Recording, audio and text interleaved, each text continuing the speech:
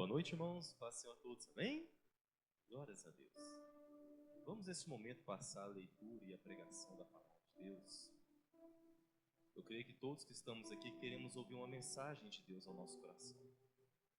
E antes de nós abrirmos essa palavra, entendemos o que Deus tem para falar, sempre é bom fazer uma oração.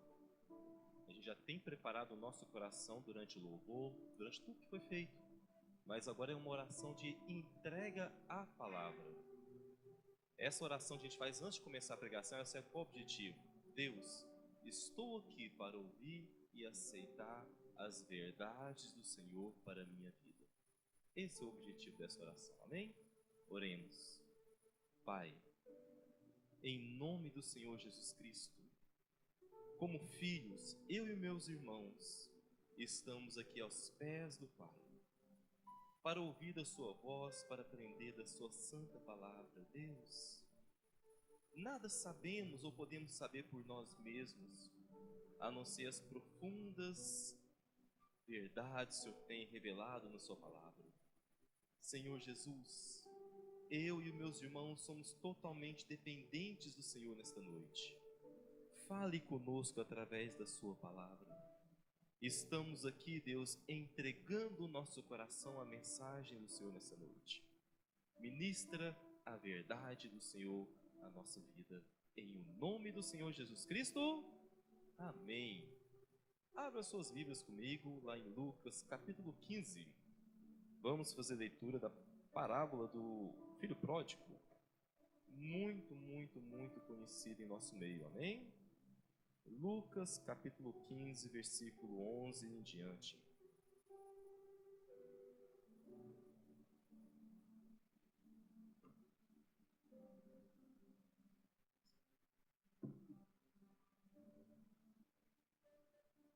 Qual que é o objetivo da mensagem dessa noite? Vamos falar sobre entendendo ou compreendendo o Evangelho. O que é o Evangelho? O que é essa mensagem que foi trazida até nós?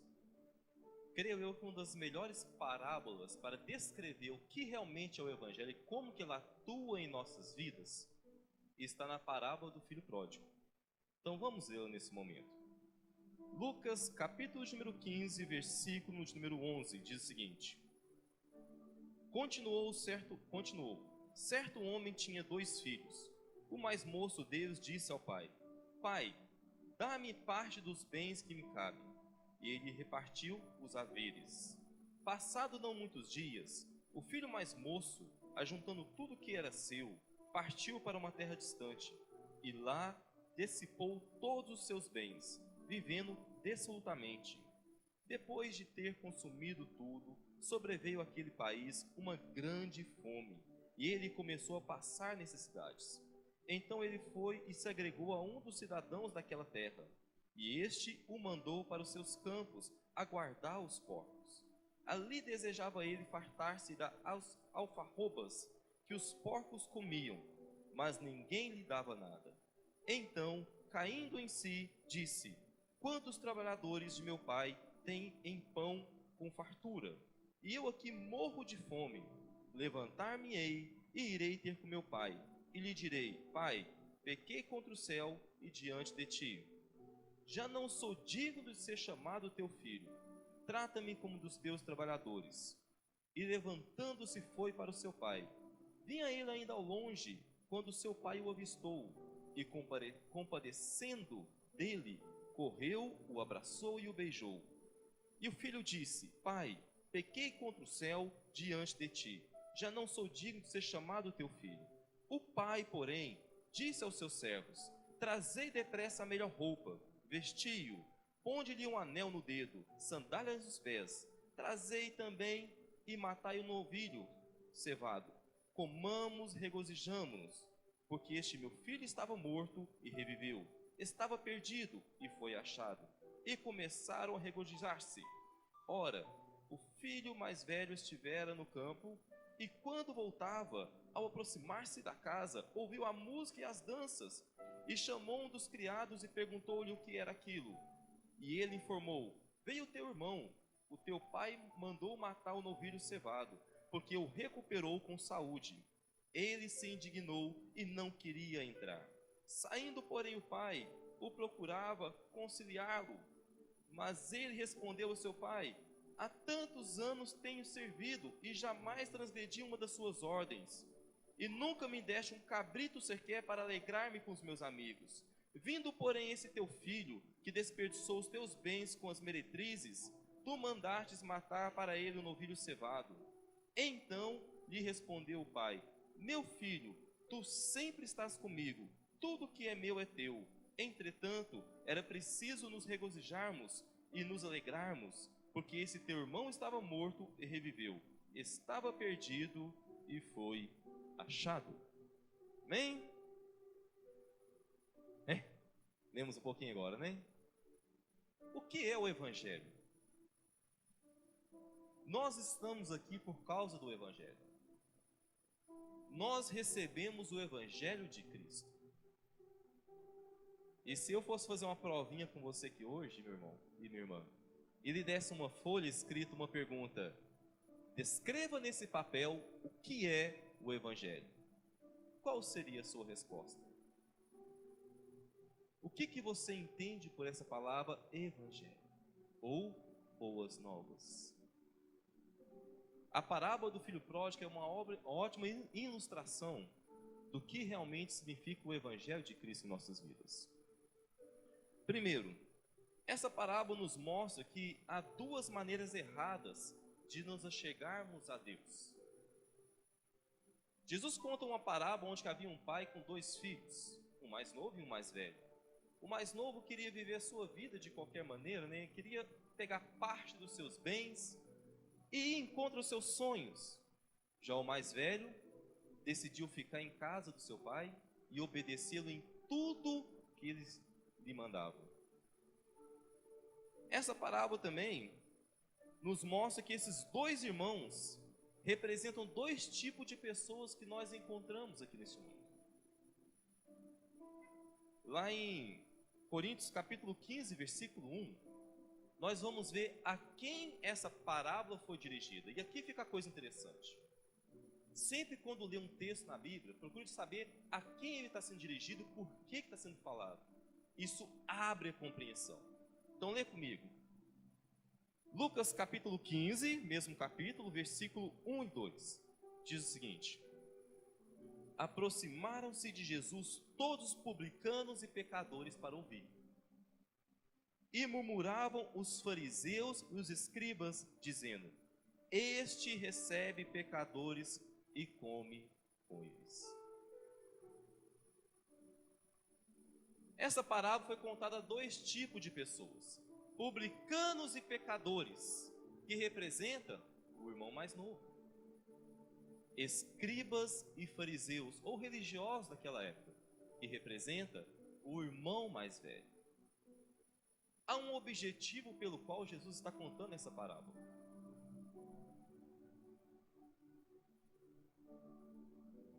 O filho mais velho representa os fariseus e escribas que ficaram em casa, abraçaram a moral e as tradições. O filho mais velho representava os religiosos daquela época, pessoas que realmente estavam ali para obedecer às leis, estavam ali para poder cumprir os mandamentos, estavam ali realmente querendo cumprir a lei de Moisés do Antigo Testamento. Essa era a representação do filho mais velho. E o filho mais novo? O filho mais novo representava publicanos e pecadores, que jogaram fora a moralidade de seus pais e saíram em busca dos seus sonhos. Em outras palavras, representava aquelas pessoas que não estavam presas às leis de Moisés, não estavam presas àquelas tradições dos judeus, dos fariseus. Eram pessoas que haviam aberto mão, né, jogado fora isso, e haviam vivido, adotado um modo de viver segundo o seu próprio padrão de vida, os seus sonhos. O que nós aprendemos a partir daqui e o que realmente essa parábola tem a nos dizer? Em todo o ministério de Jesus, temos esses dois grupos, os chamados moralistas e relativistas. Quando você olha e lê os evangelhos, desde Marcos até João, você vê sempre Jesus se encontrando com dois grupos de pessoas.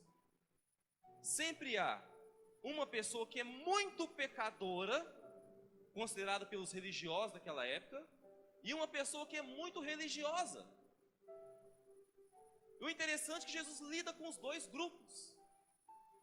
E quando Jesus lida com os muitos religiosos e com os muitos pecadores, Jesus mostra que tanto o religioso quanto o pecador está longe de Deus. Jesus chega e cura um homem no sábado, um homem pecador, e os religiosos se escandalizam. Jesus chega e salva uma mulher do adultério, e os religiosos se escandalizam. Sempre há esse contraste em todas as ações de Jesus, onde que há um muito pecador considerado pela religiosidade e um muito religioso do outro lado. E hora nenhuma Jesus fala, você está certo ou você está certo. Quando Jesus olha para aqueles dois grupos de pessoas e começa a falar sobre o filho mais novo e o filho mais velho, ele está contando justamente para esses religiosos e esses pecadores considerados pelos religiosos.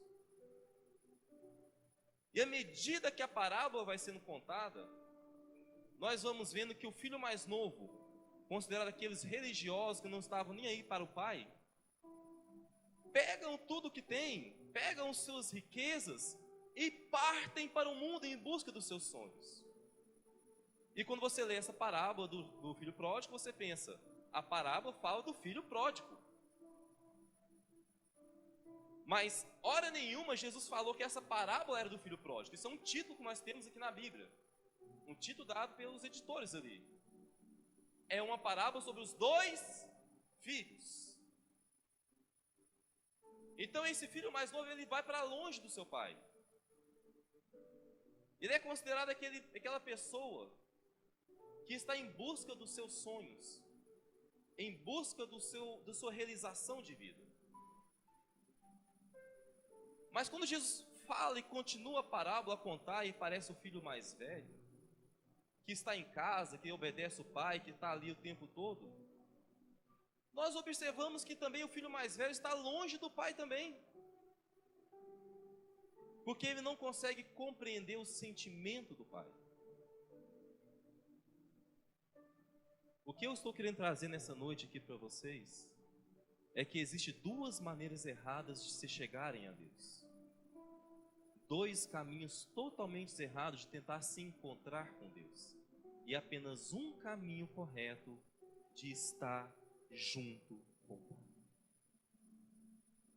Então vamos lá. Quem é o filho mais novo? Ele acredita que o caminho de encontro a Deus vem de seus verdadeiros e fiéis princípios de vida.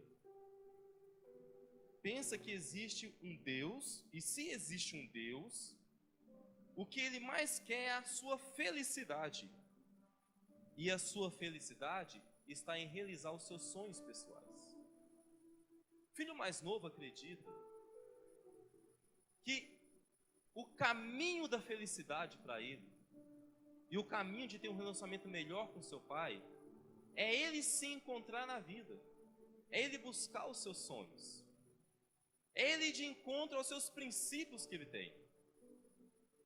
Então, de repente, o filho mais novo ele pode ser representado no papel de uma pessoa que está em busca, como algo que ele mais quer na vida, status, bênção financeira, né?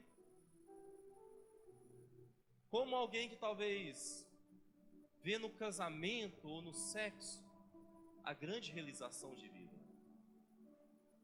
Alguém que parte pelo mundo e ele corre atrás dos seus sonhos.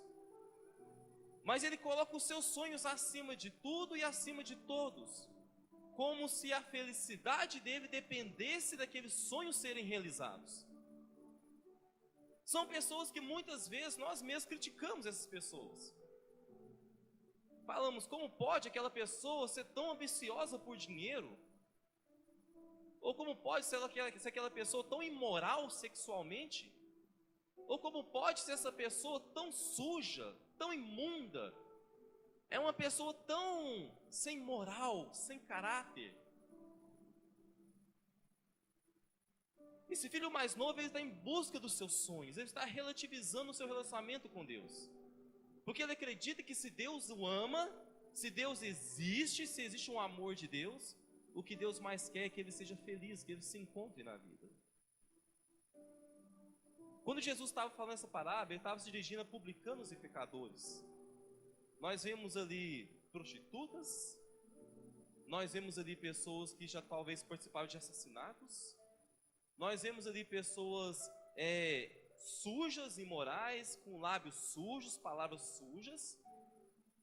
E Jesus estava sentado no meio dessas pessoas, comendo com elas, bebendo com elas e conversando com elas, e ensinando a elas.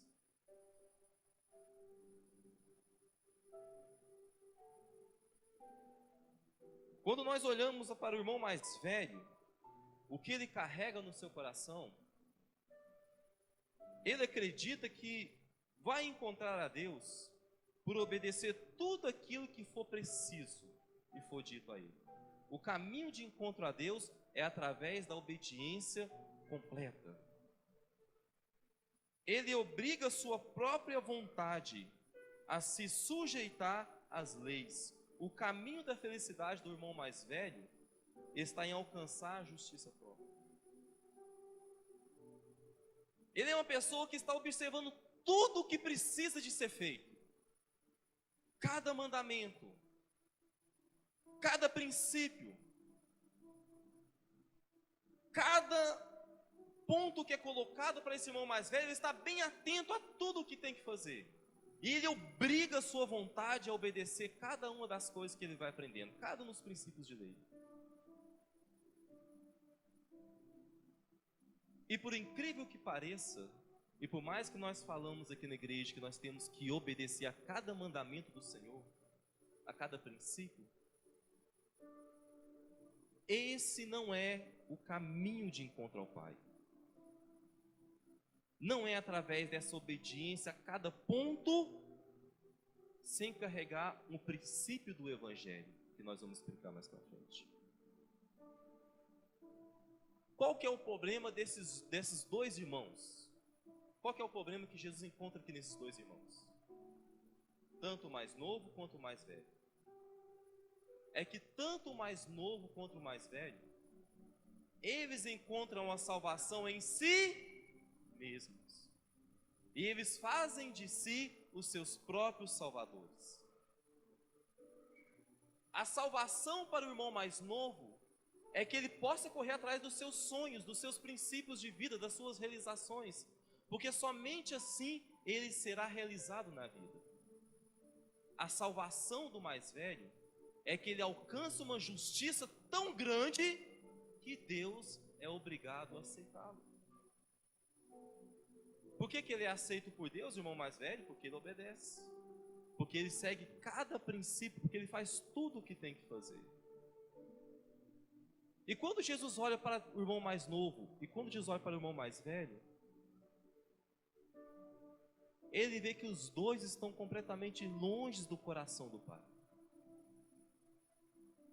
Porque o irmão mais novo segue os seus desejos. E o irmão mais velho obriga a sua vontade. Qual que é o maior problema do cristão? É unir a sua vontade ao seu desejo de obedecer. Quando nós vivemos só com base na vontade, obrigando a vontade a fazer aquilo que a gente acha que é o certo, sem o desejo, nós podemos nos sentir como o irmão mais velho. Veja nessa parábola que quando ele volta para casa, após o seu pai ter encontrado o seu filho mais novo que estava perdido, em vez de se alegrar com seu pai, ele fica indignado com seu pai porque aceitou seu irmão mais novo de volta. E as palavras dele eu trabalho há tanto tempo para você, eu te obedeço em tudo que você fala, e você não me dá um novilho, um cabrito para poder festejar com os meus amigos, mas esse que desperdiçou todos os bens, você o recebe de braços abertos? Ele está profundamente machucado, porque ele tem obrigado a sua vontade a obedecer, a obedecer, a obedecer, e essa obediência do irmão mais velho, ela não é uma obediência com amor, ela não é uma obediência que realmente eles se sintam bem com aquilo que ele está fazendo. Essa obediência ao pai se transforma no coração do irmão mais velho um fardo que ele carrega para a vida.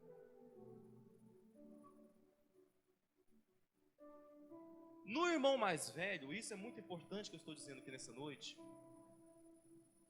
vemos aquele grupo de pessoas que não entendeu o que é o Evangelho de Cristo ainda, e estão tentando receber o amor de Deus, ou estão tentando ser aceitos por Deus, com base na sua obediência.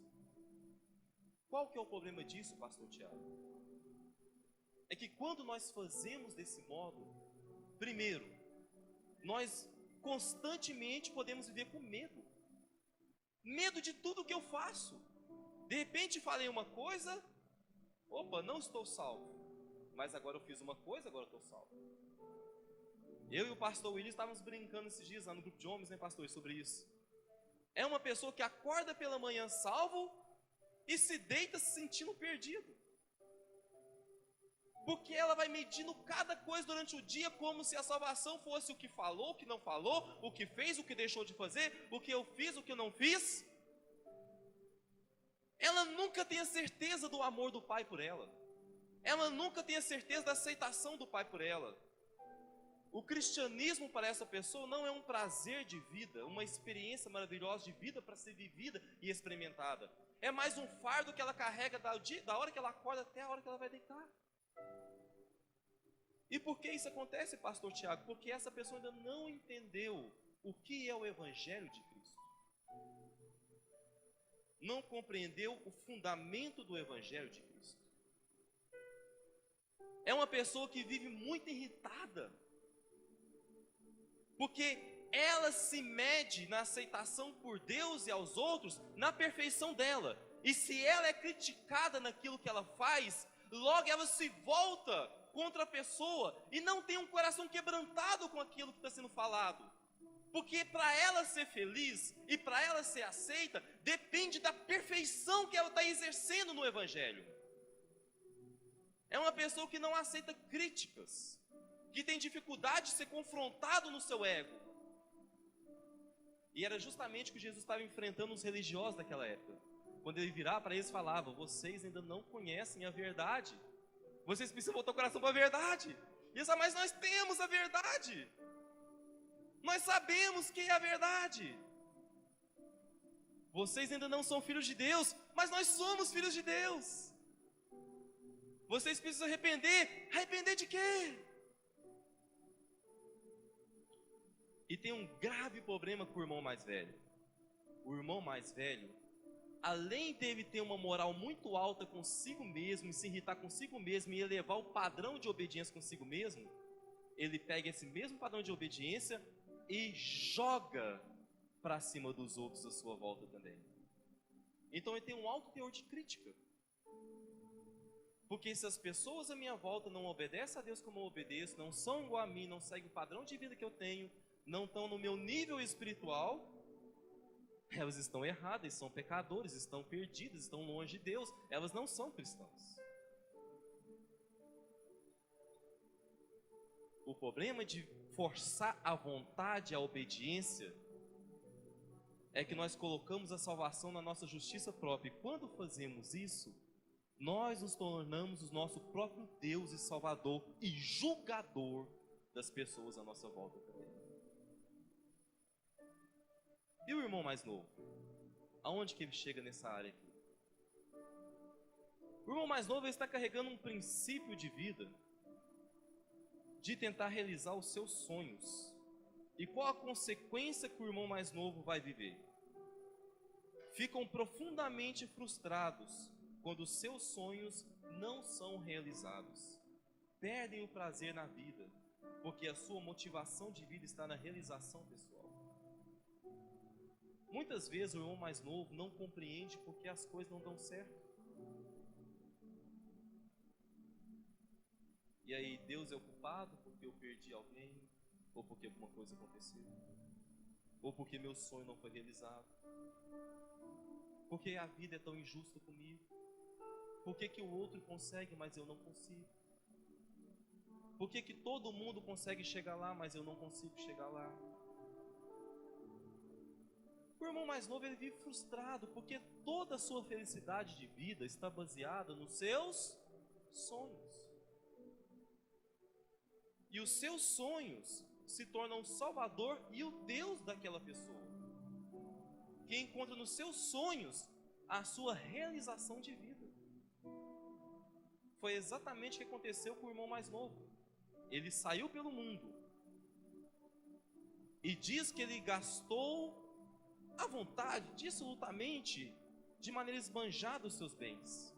E logo se viu na miséria e não sabia o que fazer, estava perdido na vida.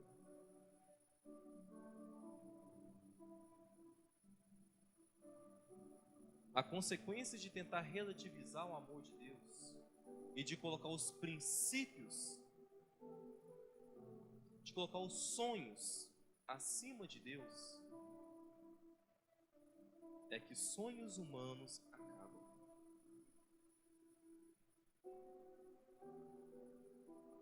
Tudo o que há nesse mundo passa. Eu posso ser rico hoje, mas amanhã eu posso ver uma pobreza. Infelizmente, casamentos acabam. Infelizmente, pessoas que nós amamos se vão. Infelizmente, sonhos humanos e pessoais estão condicionados ao tempo, ou seja, tem um tempo para acabar. Isso pode ser repentino, ou isso pode ser a longo prazo. E quando aqueles sonhos acabam, e quando aqueles sonhos se vão, o que será feito daquela pessoa? Quando o chão dela desaparecer. Quando ela concentrou toda a felicidade dela com base em 1, 2, 3, 4 sonhos. E nisso ela concentrou todo o esforço de vida. Todo dia ela acordava e dedicava o dia inteiro para aquilo. Ela nutriu aquilo no coração. E o que será dessa pessoa quando esse sonho acabar?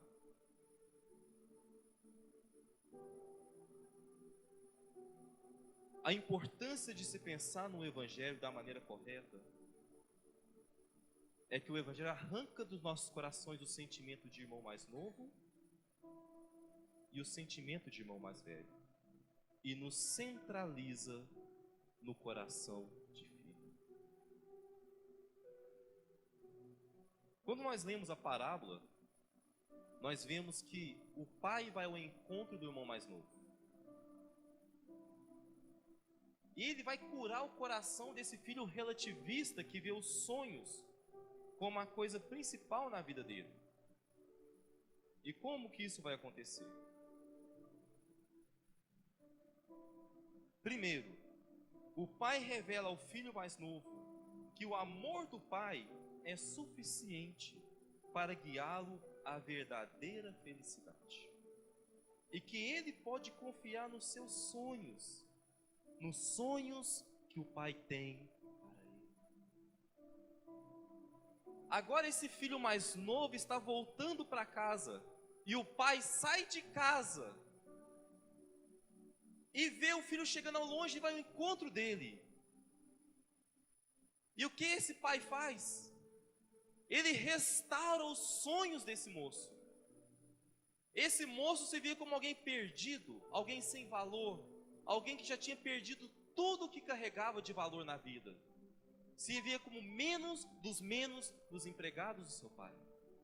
Mas o pai que vai ao encontro desse moço, diz a ele: venha, meu filho, coloque umas sandálias nos seus pés, coloque um anel no seu dedo, vestes novas nele. O pai dá a demonstração a esse filho mais novo que ele pode confiar no amor do pai, e que ele pode confiar e abraçar os sonhos do pai, porque esses não irão desapontá-lo, porque esses permanecem para sempre, porque esses é exatamente aquilo que aquele filho mais novo precisa. Quando Jesus está contando a parábola, ele está chamando publicanos e pecadores para abrirem mão dos seus sonhos pessoais e aceitarem o amor do Pai, aceitarem os sonhos do Pai, aceitarem o que o Pai tem para lhes oferecer e a confiarem no amor do Pai. Mas existe um ainda, que nós chamamos de religioso, que é o irmão mais velho. E o pai vai ao encontro também do irmão mais velho, ele sai da sua casa. Quando o pai vai ao encontro do irmão mais velho, ele demonstra ao irmão mais velho que tudo que ele tem já pertencia ao irmão mais velho. Ou seja, você não tem que fazer mais nada para ser aceito. Você já é aceito porque você é meu filho e tudo que eu tenho é seu. Você não precisa se brigar, você não precisa se sacrificar desse jeito, você não precisa disso. Você já é aceito porque você é meu filho. O pai revela ao irmão mais velho que o amor gracioso que ele tem pelo filho mais velho é tudo que ele precisa. Que ele já é aceito porque ele é filho. Que não há nada que aquele irmão mais velho possa fazer que vai fazer ele ser mais aceito do que ele já é, mais amado do que ele já é, mais recebido do que ele já é.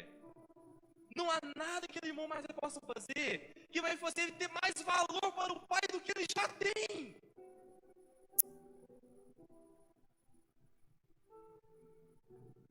Quando Jesus está contando essa parábola para os fariseus, os escribas, religiosos daquela época, ele está dizendo para eles: aceitem o amor gracioso do Pai.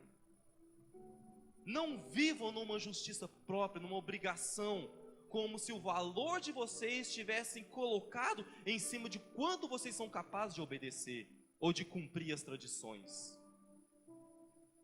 Veja a graça do amor que o Pai tem por vocês. Pastor Tiago, qual que é o caminho então? O caminho é o Evangelho. E o que o Evangelho faz? Ele junta a vontade de obedecer com o desejo de obedecer. Hoje não vou ter tempo para explicar tudo isso para vocês. Numa outra pregação eu farei isso. Mas desde Deuteronômio, capítulo 30, versículo 6, quando Deus deu uma promessa a Moisés dizendo: circundarei o coração deles, e eles aprenderão a me amar.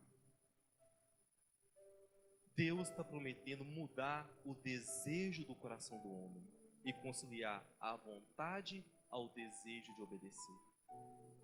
E aonde que é o ápice dessa conciliação para que nós possamos obedecer com desejo e com vontade genuína? Leia esse versículo comigo. 2 Coríntios, capítulo 5, versículo 14 e 15.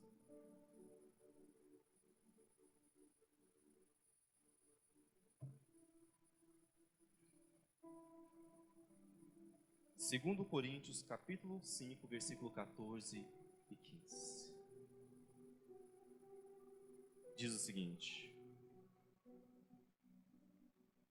pois o amor de Cristo nos constrange, julgando-nos isto: um morreu por todos, logo todos morreram. Ele morreu por todos, para que os que vivem não vivam mais para si mesmos, mas para aqueles que por eles morreu e ressuscitou.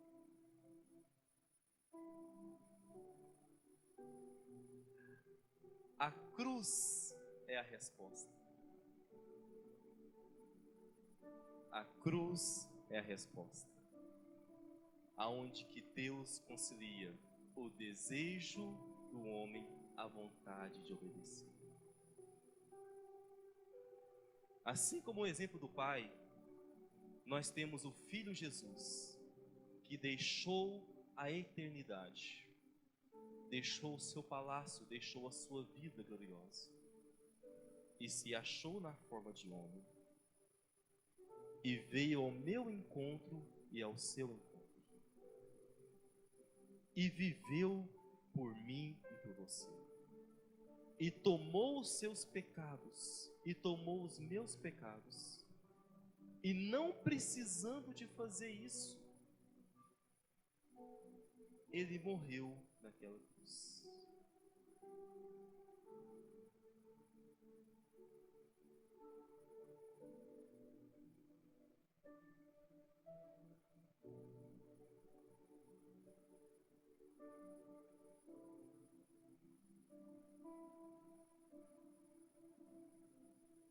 O quanto é significativo para você a morte de Cristo?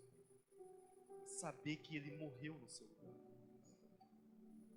Mesmo você sendo quem você é, e mesmo você vivendo a vida que você vive.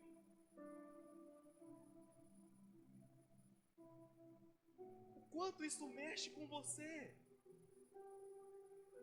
E quanto isso te muda por dentro? Eu não estou falando da morte de uma pessoa que era obrigada a fazer isso por você porque te devia alguma coisa, ou porque você merecesse alguma coisa. Eu estou te falando de alguém que está muito acima de mim e de você, e que decidiu fazer isso, mesmo quando eu e você não merecíamos nada. O quanto isso muda dentro de você, o quanto isso impacta a sua vida. É exatamente essa mensagem que te faz ser cristão. É exatamente crer na morte e na ressurreição do Filho de Deus, que é a palavra da cruz que Paulo sempre falava, é que te faz ter um coração transformado e circuncidado pelo Senhor.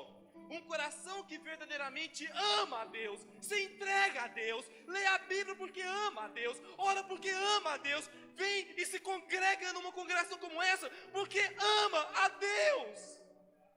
Não porque faz algo para Deus, mas porque Deus vem em resgate dessa pessoa primeiro. É como Paulo fala, nós o amamos porque Ele nos amou primeiro. É exatamente essa mensagem, como diz, nós acabamos de ler agora em Coríntios, que te faz abrir mão dos seus sonhos e abraçar os sonhos de Deus na sua vida, que te faz abrir mão da sua religiosidade e saber que você é aceito por Deus, não pelo que você faz, mas porque Deus escolheu te receber. Você foi aceito por Deus porque Deus assim o quis. Você é alvo do amor de Deus. Não tem como ser cristão se não andar nesse caminho aqui. Sair desse caminho é se transformar no irmão mais novo ou virar o irmão mais velho e viver de maneira errada, que não é o que Cristo queria. Por isso eu disse, é importante entender o que é a mensagem do Evangelho. Amém? Isso é o Evangelho. Deus te aceitou pelo que você é, e você é quebrantado e convidado a uma transformação de vida pelo amor que Deus tem por você. Numa outra oportunidade eu irei falar como aplicar o Evangelho em várias áreas da sua vida. Mas guarde essa mensagem essa noite. Deus te abençoe. Pastor Rogério.